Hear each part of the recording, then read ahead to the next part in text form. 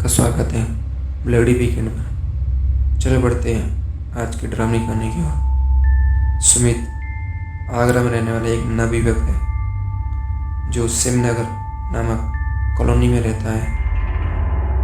वो mentally disturb person है। उसको लोग बहुत ज़्यादा ही परेशान करते थे किसी न किसी कारण से। वो इस सब से परेशान होकर एक दिन रात को घर से भाग जाता है।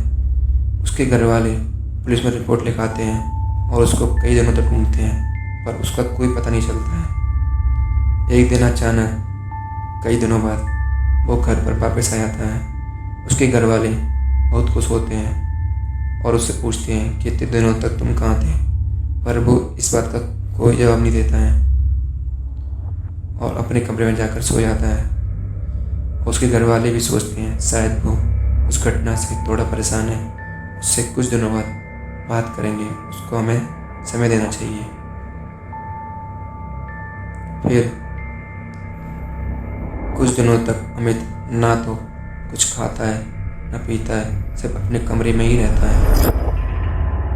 इस सब से उसके घर वाले बहुत चिंता में हो जाते हैं। पर एक रात को अचानक बहुत ही डरावनी रोने की आवाज़ आती है तो वो सोचते हैं कि वो डरावनी आवाज़ सुमित के कमरे से ही आ रही है। वो उसके कमरे में जाते हैं और देखते हैं कि सुमित तो अपने बेड पर लेटा हुआ है। तो उसके घर वाले सोचते हैं कि जी डरावनी आवाज़ कहाँ से आ रही थी। वो ये समझते हैं कि शायद ये हमारा भ्रम था और ये समझकर वो सो जाते हैं। पर ये डरावनी आवाज़ दिन प्रतिदिन बढ़ती जाती है और उसके घर वाले बहुत परेशान हो जाते हैं। वैसे भी सुमित के घर वाले भूत प्रेतों में बहुत ज़्यादा यकीन करते थे, इसलिए वो पास के एक तांत्रिक को बुलाकर घर लाते हैं और उससे कहते हैं कि हमारे बेटे सुमित के घर से कोई ना कोई आवाज़ आ रही है, कृपया बताएं कि क्या परेशानी है। तो वो पूरे घर को ध्यान से देखता है और फिर सुमित के कमरे में जाता है और उस पर कोई मंत्र पढ़कर राख फेंकता है। तो सुमित बहुत ही डरावनी आवाज़ में हंसने लग जाता है, कई शैतानी आवाज़ में हंसता है।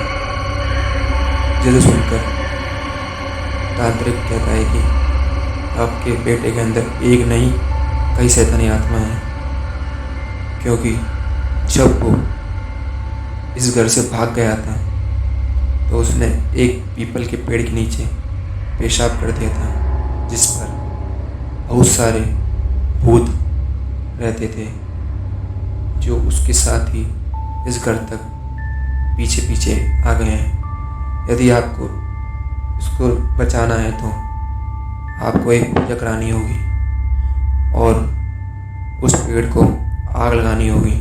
जल्दी से पूजा की तैयारी शुरू कर दीजिए। फिर वो सब पूजा की तैयारी करते हैं और कब्रिस्तान में जाकर उस पेड़ को आग लगा देते हैं। इस सब प्रथा को करने के बाद सुमित की हालत में थोड़ा थोड़ा अच्छा प्रभाव आने लगता है, जिससे उसके घर वाले बहुत खुश हो जाते हैं। अगर आपको ये कहानी पसंद आई हो तो चैनल को सब्सक्राइब करना ना भूलें और बेल आइकन प्रेस करना ना भूलें, जिससे आपको इस चैनल की लेटेस्ट अपडेट मिलती रहे। और अगर आपको ऐसी कहानी और भी सुननी है तो इस वीडियो को लाइक करें, शेयर करें और कमेंट भी करके ज़रूर बताएं कि ये आपको कहानी कैसी लगी।